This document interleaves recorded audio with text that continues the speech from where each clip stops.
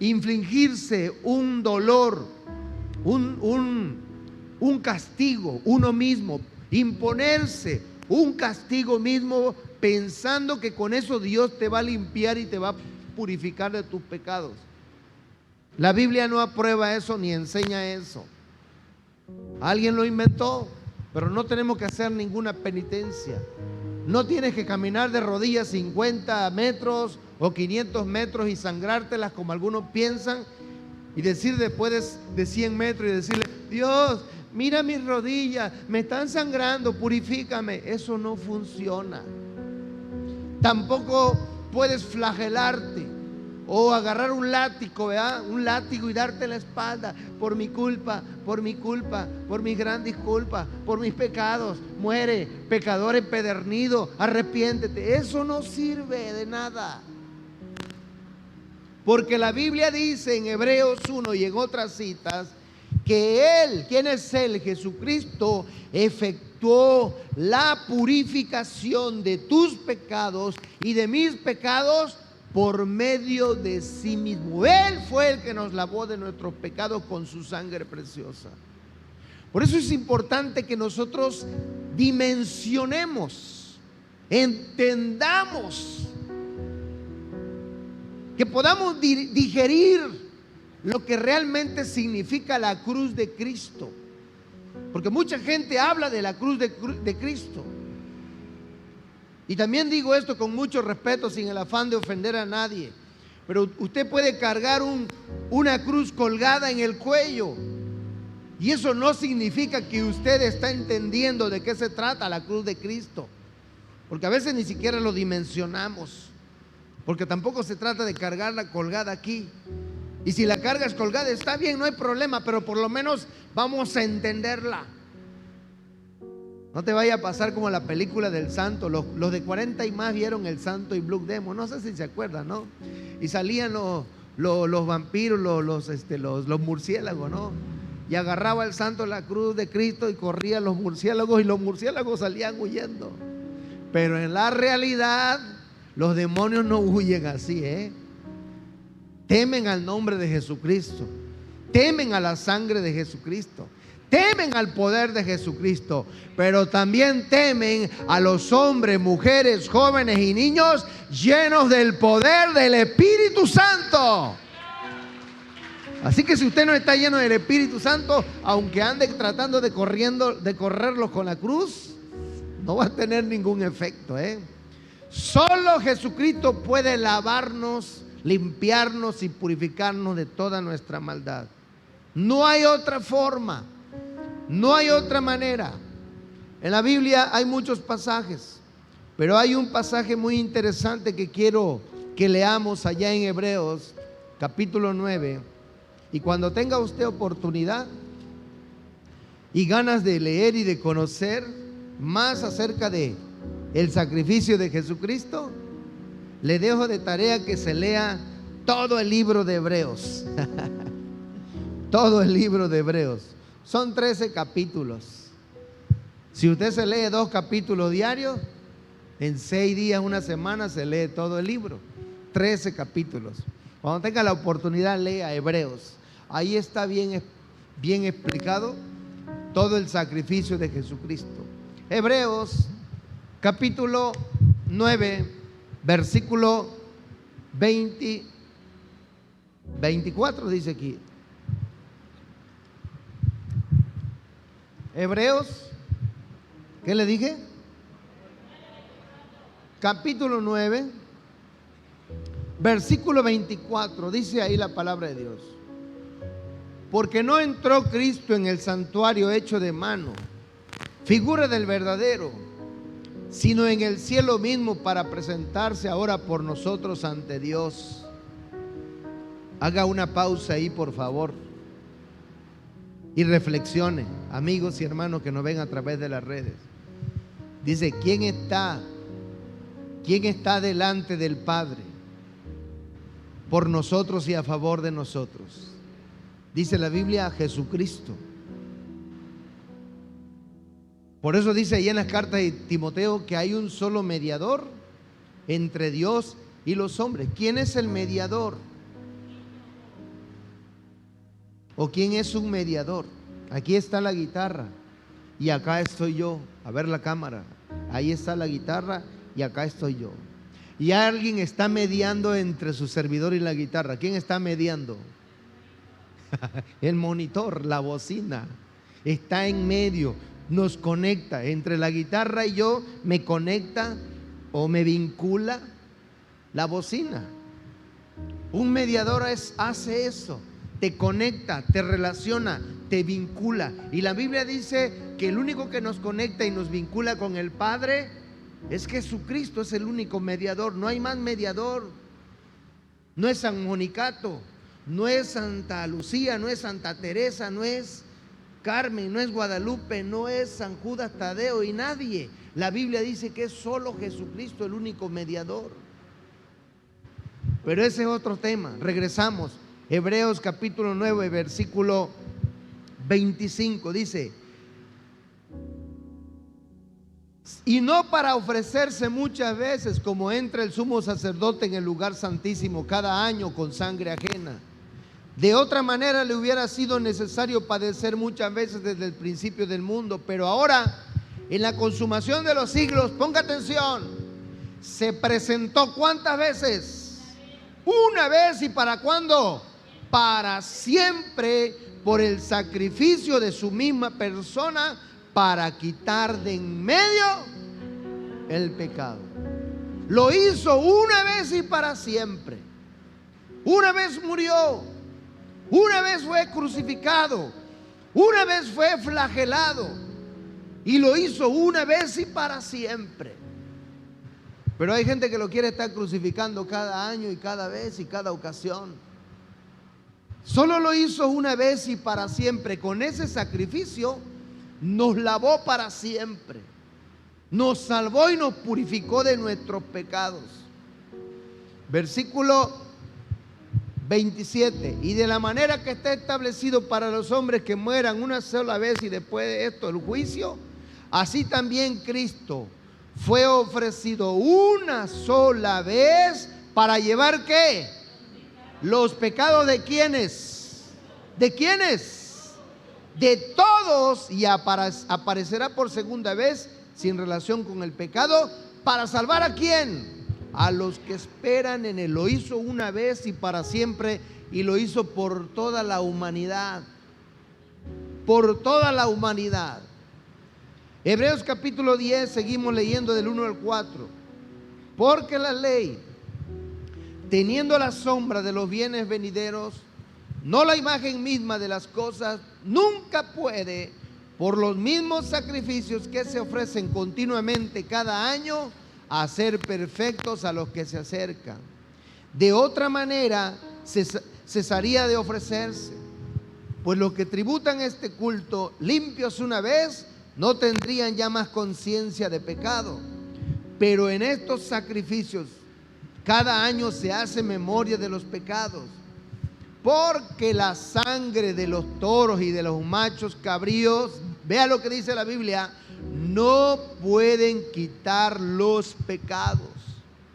Está haciendo referencia de lo que se practicaba en el Antiguo Testamento y está escrito en la ley de Dios, en las más de 600 leyes que hay en la Biblia, en el Pentateuco, en Éxodo, Levítico, Números y Deuteronomio.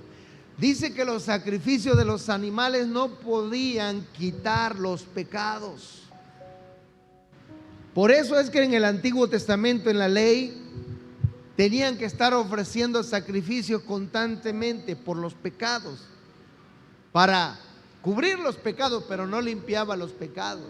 Y cada año el sacerdote ofrecía primero un sacrificio por él para cubrir su pecado, y luego ofrecía un sacrificio por el pecado de todo el pueblo, pero cada año tendría que hacerlo. Jesús lo hizo una sola vez y para siempre, y con eso nos lavó y nos limpió de todos nuestros pecados. Hebreos capítulo 10, versículo 10 dice: en esta voluntad somos santificados mediante la ofrenda ¿de quién? del cuerpo de Jesucristo, hecha una vez, ¿y para cuándo? Y para siempre. Solo bastó que Él se ofreciera una sola vez. Ya no hay que sacrificarlo ni crucificarlo todos los días.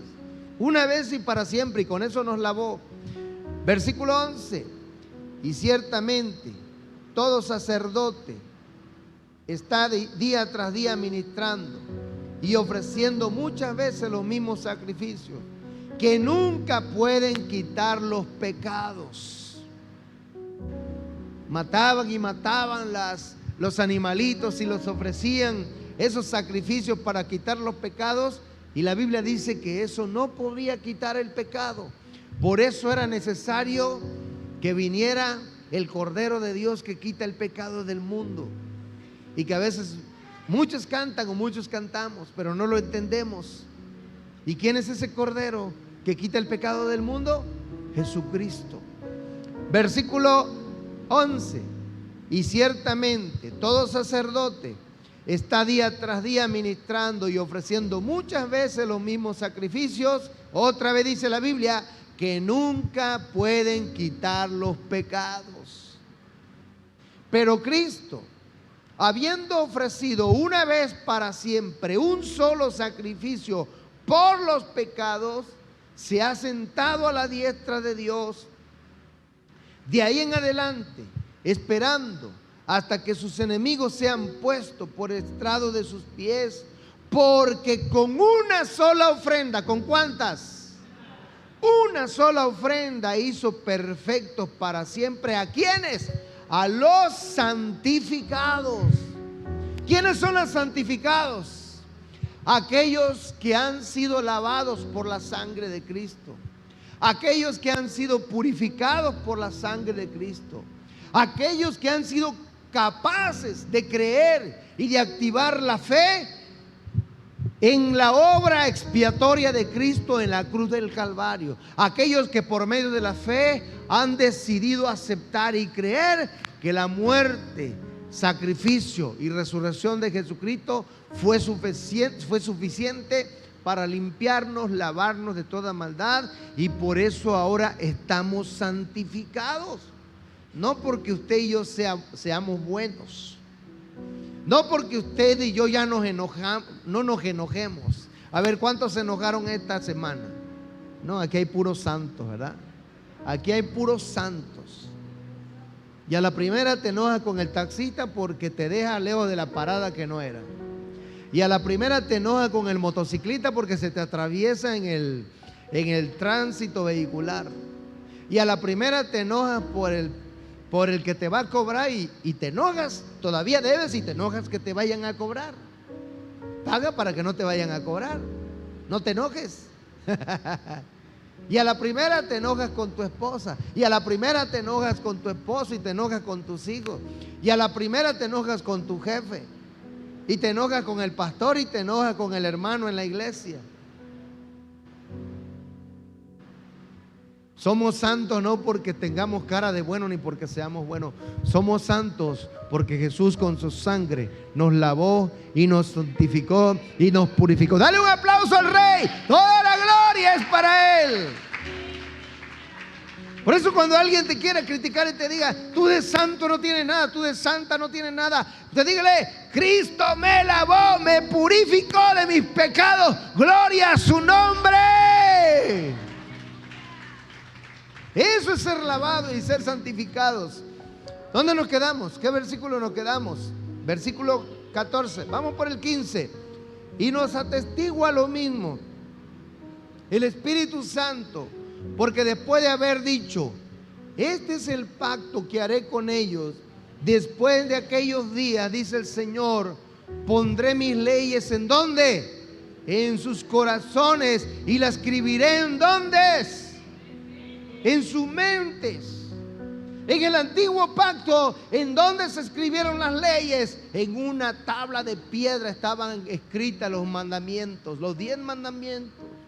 Pero ahora, en el nuevo pacto, bajo la sangre, sangre de Jesucristo, ahora el Espíritu Santo las escribe en las tablas de tu corazón y en tus pensamientos. Y cuando el Señor escribe los mandamientos en tu interior, seremos capaces de amar, de honrar y de obedecer esos mandamientos y esos preceptos, porque ahora lo hacemos por convicción, por amor, ya no por imposición, ya no por obligación.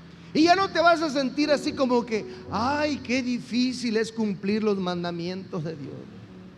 Ay, qué difícil es perdonar a mi suegra, ¿verdad? Ya no lo vas a ver difícil, ahora lo vas a ver fácil, si es que el Espíritu Santo está en ti. Porque si no puedes perdonar a tu suegra es porque el Espíritu Santo todavía no está en ti, hermano, hermana. ¿A poco, pastor? Pues es lo que dice la Biblia. Él va a escribir los mandamientos dentro de ti y por convicción los vas a hacer. Versículo 17: y nunca más me acordaré de sus pecados y transgresiones. ¿Sabe, hermanos? Con Dios es borrón y cuenta nueva, no como nosotros con los hombres, ¿verdad? Porque nosotros decimos que perdonamos, pero en la primera de cambio que nos enojamos, volvemos a recriminar y a chantajear, ¿verdad? Cuando alguien hizo las cosas mal, o en el matrimonio pasa mucho. Con Dios es borrón y cuenta nueva. Cuando Dios perdona, es para siempre. Y ya no te va a volver a echar en la cara tu error, tu falta, tu pecado. Con Dios es borrón y cuenta nueva. Y por eso no tenemos que permitir que nadie nos venga a querer hacer sentir mal con nuestro pasado. Porque la Biblia dice, creo que es en 2 de Corintios, lo voy a leer mejor, hago un paréntesis porque no quiero equivocarme. Creo que es 2 de Corintios 5, 17 o 5, algo así. Sí, segunda carta de Corintios, capítulo 5, versículo 17. Dice la Biblia, de modo que si alguno se entregó a Cristo, nueva criatura es. Las cosas viejas pasaron y aquí todas son hechas nuevas. Oiga, dale un aplauso al Señor, ¿verdad? Porque Él hizo borrón y cuenta nueva contigo y conmigo. No importa cuál haya sido tu pasado. No importa, como dicen los chamacos, cuánto la hayas cajeteado en el pasado. No importa cuántas metidas de pata hiciste en el pasado. No importa de qué tamaño haya sido tu pecado, qué tan horrendo delante de los hombres, porque para Dios no hay pecado que Él pueda limpiar con su sangre. Con su sangre se limpia cualquier pecado, cualquiera que sea su nombre. Dale gloria a Dios y dígale gracias, Cristo. A veces mucha gente viene arrastrando el error de su pasado y no quiere salir de ese martirio, de esa esclavitud. Ay, es que hace años yo hice esto, hice aquello, cometí acá, cometí lo otro. Si usted y yo venimos a Cristo y por medio de la fe entendemos que esa sangre que Él derramó en la cruz sirve para purificarnos, lavarnos y limpiarnos, desde ese momento el Señor te perdona, te limpia, te lava y borrón y cuenta nueva con Él. Qué maravillosa es la gracia de Dios. Esa es la gracia de Dios. Esa es la gracia de la cual habla la Biblia. Hebreos 10, seguimos leyendo. Versículo 18. Pues donde hay remisión de esto, no hay más ofrenda por el pecado. Así que, hermanos, teniendo libertad para entrar en el lugar santísimo por la sangre de Jesucristo, por el camino nuevo y vivo que Él nos abrió a través del velo, esto es, de su carne, y teniendo un gran sumo sacerdote sobre la casa de Dios, acerquémonos con un corazón sincero. ¿Saben qué es lo único que Dios nos pide al acercarnos a Él? Que seamos sinceros, que seamos honestos, que seamos transparentes. No que seamos como el fariseo que estaba delante de la presencia de Dios, ¿no? Y decía, Señor, yo diezmo siempre, yo ayuno siempre, yo voy siempre a la iglesia, yo ayudo al necesitado, yo le doy ropa al que tiene frío y le doy alimento al que tiene hambre. Pero estaba de arrogante, estaba de soberbio. Tenemos que reconocer nuestra condición delante de Dios. Ser sincero es reconocer que nos hemos equivocado, que hemos cometido faltas, que estamos mal delante de Dios. Eso es ser sincero y transparente con Dios y decirle: Señor, necesito que me ayudes, porque tengo este problema, estoy batallando con esto en mi vida, ayúdame, Señor. Y entonces dice el Señor que Él, que fue tentado en todo, pero sin pecado, y que conoce nuestras debilidades, va a tener misericordia de nosotros y nos va a ayudar. El Señor Jesucristo nos abrió un camino nuevo hacia el lugar santísimo. ¿Qué es el lugar santísimo? El lugar santísimo, en el Antiguo Testamento está escrito, Dios le dio a Moisés el diseño de cómo iba a ser el tabernáculo, el santuario, el lugar de adoración, que era como una especie de tienda o una especie de circo, para que nosotros entendamos más o menos la idea. Era como un circo, o sea, a la tienda del circo, la carpa donde está debajo el espectáculo, por decirlo así. Esa era la tienda, nada más que era de forma rectangular.